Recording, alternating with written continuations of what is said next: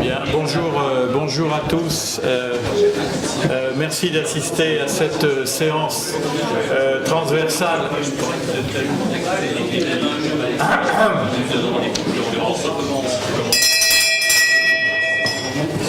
Merci d'assister à cette séance transversale sur l'innovation et croisement des savoirs en matière de santé. Avant d'écouter le secrétaire annuel, j'ai deux annonces par rapport à la vie de l'Académie à vous formuler. D'une part, on a signé ce matin une convention avec l'AUF, c'est l'Agence universitaire de la francophonie, et on va pouvoir diffuser tout le contenu de nos séances vidéo sur les réseaux de l'Agence universitaire de la francophonie, ce qui va nous décupler parce qu'il y a 300 établissements de santé dans le monde francophones, donc on va élargir la diffusion de nos séances. On a fait un séminaire sur la communication hier, dont on vous donnera le résumé sur la lettre mensuelle.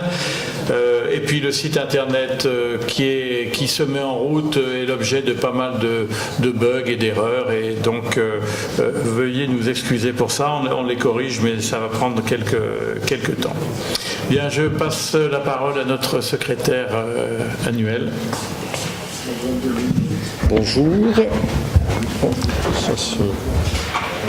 Voilà, donc on a eu une très belle séance le mercredi 24 avril sur les implants, qui était présidée par François Richard, avec une première communication de Cécile Vauglade de la part du SNITEM, qui rappelait que le marquage CE médical était en constante évolution, et pour catégoriser les DM dans la classe 3, pour une mise sur le marché, nécessitait 3 étapes. Le principe de la nouvelle approche avec un développement, une évaluation de conformité sur la base d'une balance bénéfice-risque favorable, l'évaluation de la conformité par l'organisme notifié et l'évaluation continue et la surveillance après la commercialisation. Et la base de données EUDAMED qui est prévue en mars 2020, qui attribuera à chaque DM un identifiant unique, permettra aussi une meilleure coopération internationale. Le point de vue de la NSM avec Jean-Claude Ghislain rappelait qu'il y avait un nouveau règlement du 5 avril 2017 qui sera en application obligatoire à tout nouveau dispositif en mai 2020.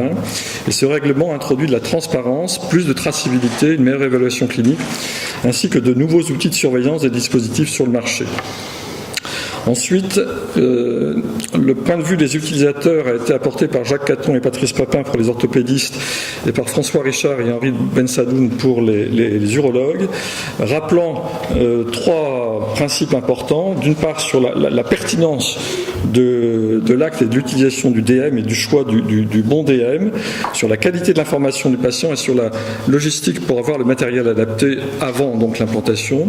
En paire opératoire ensuite, l'implantation nécessitait une expertise du chirurgien et une formation de celui-ci.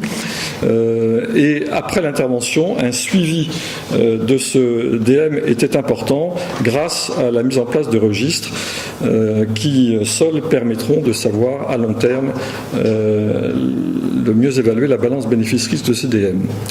Jacques Belghiti ensuite rappelait que la réunion des acteurs pour mieux contrôler et mieux surveiller les dispositifs médicaux était important, et il rappelait que pour rendre la participation au registre obligatoire, il faudrait le conditionner au remboursement de l'acte, ce que l'on demandait au niveau de l'AFU depuis longtemps, mais qui reste toujours en attente. Je vous remercie.